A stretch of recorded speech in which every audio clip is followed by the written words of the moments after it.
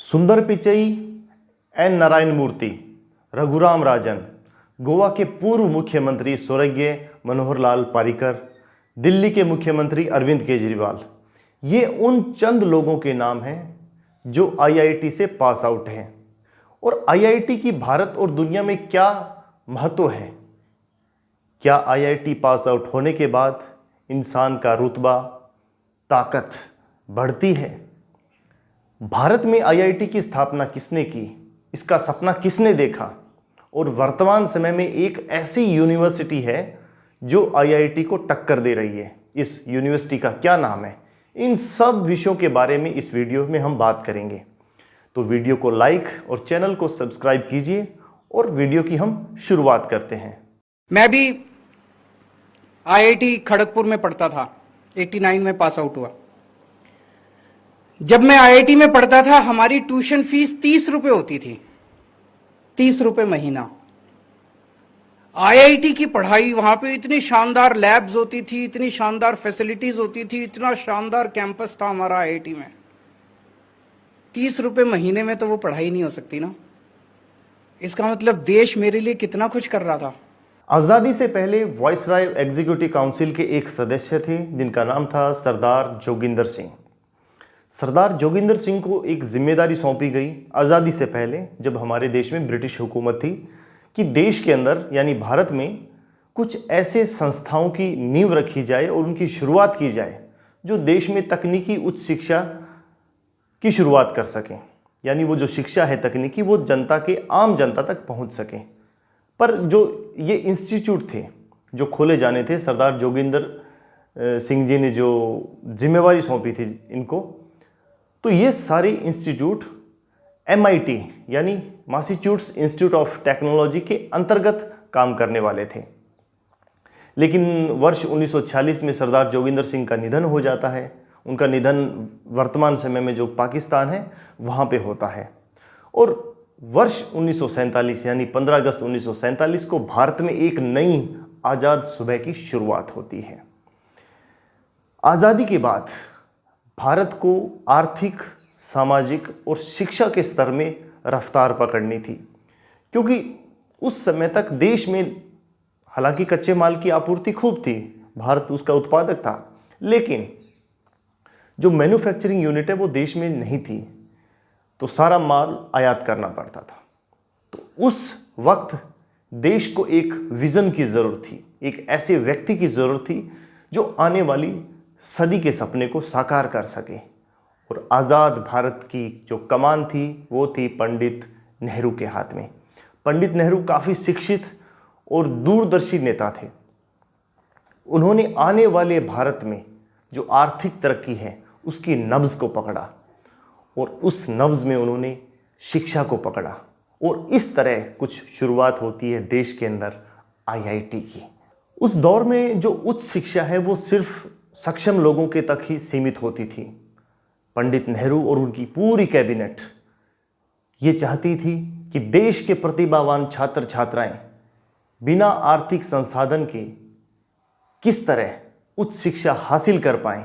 इसके लिए उन्होंने एक पूरा आईआईटी का रोड मैप तैयार किया, और इसके तहत वर्ष 1951 में पश्चिम बंगाल के खड़गपुर में पहले आईआईटी की नींव पड़ी, और इस आईआईटी का उद्घाटन तत्कालीन शिक्षा मंत्री अबुल कलाम आज़ाद साहब ने किया। वर्ष 1956 में देश की संसद ने एक एक्ट पास किया जिसमें आईआईटी को राष्ट्रीय महत्व का दर्जा मिला, और 1956 में पंडित नेहरू देश के पहले प्रधानमंत्री जिन्होंने आईआईटी खड़गपुर के दीक्षांत समारोह में हिस्सा लिया, जो बड़े ही गर्व की बात थी। आईआईटी खड़गपुर शुरू होने के बाद पंडित नेहरू और उनकी पूरी कैबिनेट ने शिक्षा और तकनीक के ऊपर पूरा रोड मैप तैयार किया, क्योंकि वो जानते थे कि देश में आर्थिक, औद्योगिक और शिक्षा के रूप में अगर तरक्की करनी है तो देश के युवाओं को उच्च शिक्षा प्रदान करना बहुत ज़रूरी है। इसी के तहत वर्ष 1958 में आईआईटी बॉम्बे, अगले ही वर्ष 1959 में आईआईटी मद्रास और आईआईटी कानपुर, और वर्ष 1961 में आईआईटी दिल्ली की स्थापना की गई। वर्ष 1964 में पंडित नेहरू का देहांत हो जाता है। जो भारत के लिए एक बहुत बड़ी क्षति थी। आने वाले कुछ दशकों तक जो ये 5 आईआईटी पंडित नेहरू और उनकी सरकार ने स्थापित किए, वो भारत की तकनीकी, आर्थिक और शैक्षिक विरासत को आगे बढ़ाने का कार्य करती रही। 1961 के बाद, कई दशकों के बाद, वर्ष 1994 में कांग्रेस की सरकार में प्रधानमंत्री पीवी नरसिम्हा राव साहब ने आईआईटी गुवाहाटी की शुरुआत की, जो काफ़ी लंबे अंतराल बाद एक नया आईआईटी देश को मिला और जो पूर्वोत्तर भारत के लिए एक बहुत बड़ी उपलब्धि थी। उसके बाद वर्ष 2001 में बीजेपी सरकार में देश के पूर्व प्रधानमंत्री स्वर्गीय अटल बिहारी वाजपेयी ने 2001 में आईआईटी रुड़की की स्थापना की। आईआईटी रुड़की का इतिहास काफ़ी पुराना है। दरअसल 1847 में कॉलेज ऑफ सिविल इंजीनियरिंग के रूप में रुड़की में एक संस्थान खोला गया, जिसे 150 साल के बाद यानी वर्ष 2001 में आईआईटी रुड़की के अंदर तब्दील किया। तब से ये आईआईटी रुड़की के रूप में जाने लगा। इस तरह वर्ष 2001 में देश को एक नया आईआईटी मिला। वर्ष 2004 में कांग्रेस फिर से सत्ता में लौटती है और देश की कमान होती है पूरी दुनिया में विख्यात अर्थशास्त्री और बिल्कुल शांत स्वभाव के सरदार डॉक्टर मनमोहन सिंह के हाथ में। डॉक्टर मनमोहन सिंह ने लाल किले से ये घोषणा की कि आने वाले समय में 20 नए आईआईटी देश में स्थापित किए जाएंगे। यकीन मानिए, इस तरह की घोषणा एक बहुत बड़ी उपलब्धि थी। आज के समय में हो सकता है कि राजनीति का स्वरूप बदल गया हो। हम लाल किले की प्राचीर से जो भाषण सुनते हैं उनमें भाषा बदल चुकी है, नई तकनीक शिक्षा की बात ना हो, पर डॉक्टर मनमोहन सिंह ने 20 नए आईआईटी खोलने की घोषणा की और 2004 से लेकर 2014 तक कांग्रेस ने 10 साल के शासनकाल में डॉक्टर मनमोहन सिंह के नेतृत्व में 9 नए आईआईटी देश को सौंपे। 2008 में IIT Ropar, IIT Bhubaneswar, IIT Gandhinagar, IIT Hyderabad, IIT Jodhpur, IIT Patna, कुल 6 आईआईटी देश को मिले। वर्ष 2009 में आईआईटी इंदौर, आईआईटी मंडी और साल 2012 में आईआईटी वाराणसी की स्थापना की गई। 2014 में फिर से भारतीय जनता पार्टी की सरकार बनती है। 2015 और 2016 में देश में कुल 7 नए आईआईटी खोले गए। इनमें से आईआईटी धनबाद है, वो पहले इंडियन स्कूल ऑफ माइंस के नाम से था, जो बाद में बदलकर आईआईटी धनबाद कर दिया गया। देश में वर्तमान समय में कुल 23 आईआईटी हैं। 2016 के बाद फिलहाल कोई नया आईआईटी देश में नहीं खुला, यानी कुल 23 आईआईटी पूरे भारतवर्ष में है। ये तो था आईआईटी का इतिहास कि कैसे आज़ादी से पहले एक देश के अंदर सपना देखा गया, उसके बाद धीरे धीरे देश की कमान पंडित नेहरू के हाथ में होती है और पंडित नेहरू और उनकी कैबिनेट ने जिस दूरदर्शिता के साथ आईआईटी की नींव रखी, आज हमारे सामने है। पूरी दुनिया की जितनी भी टेक कंपनीज है, उनके सीईओ कह लो, तकनीक, विज्ञान, हर जगह भारतीय छाए हुए हैं।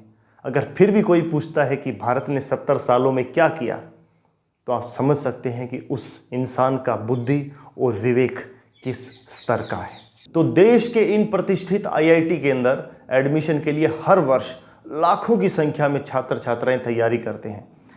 आईआईटी में प्रवेश के लिए 2 परीक्षाएं होती हैं। आईआईटी के लिए जेईई मेन और उसके बाद जेईई एडवांस। उसके बाद जाकर लगभग 1 लाख छात्रों को आईआईटी में प्रवेश मिलता है और फीस का जो स्ट्रक्चर है वो भी बड़ा ही साधारण है। हालांकि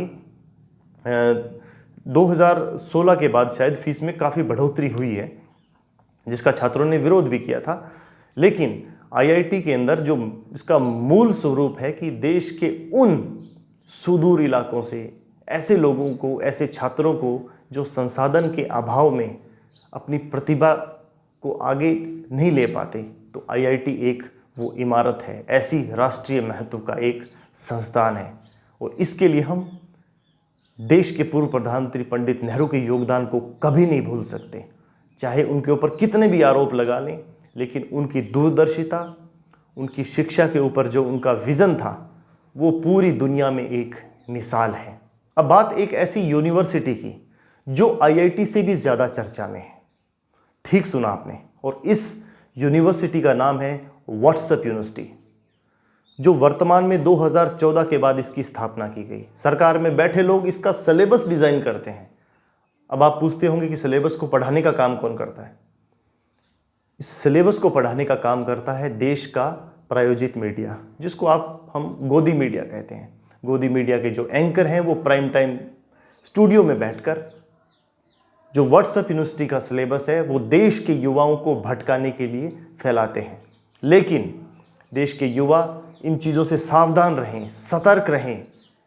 ये जो व्हाट्सएप यूनिवर्सिटी है, हालांकि ये बहुत ज़्यादा दिन नहीं टिक पाएगी और आईआईटी से तुलना करना तो बहुत ही गलत बात है, लेकिन ये सिर्फ जानकारी के लिए है कि देश के युवाओं को शिक्षा, स्वास्थ्य जैसे गंभीर मुद्दों पर भटकाने के लिए व्हाट्सएप यूनिवर्सिटी को डिज़ाइन किया गया, जिसके अंदर नफरत का सिलेबस कूट कूट के भरा है। तो अनुरोध है कि खुद को, अपने आसपास के लोगों को, अपने बच्चों को, युवाओं को इस व्हाट्सएप यूनिवर्सिटी से दूर रखें। तो ये था आईआईटी का इतिहास कि कैसे देश के पूर्व प्रधानमंत्री पंडित नेहरू ने एक सपना देखा, उसके बाद उनकी कैबिनेट ने उसको रोड मैप तैयार किया और आज देश में कुल 23 आईआईटी हैं, जो आने वाले समय में धीरे धीरे बढ़ते रहेंगे और पूरी दुनिया में भारतीय छात्र छात्राओं का डंका यूं ही बजता रहेगा। आपको ये वीडियो कैसा लगा कमेंट सेक्शन में ज़रूर बताएं। बहुत बहुत धन्यवाद। जय हिंद।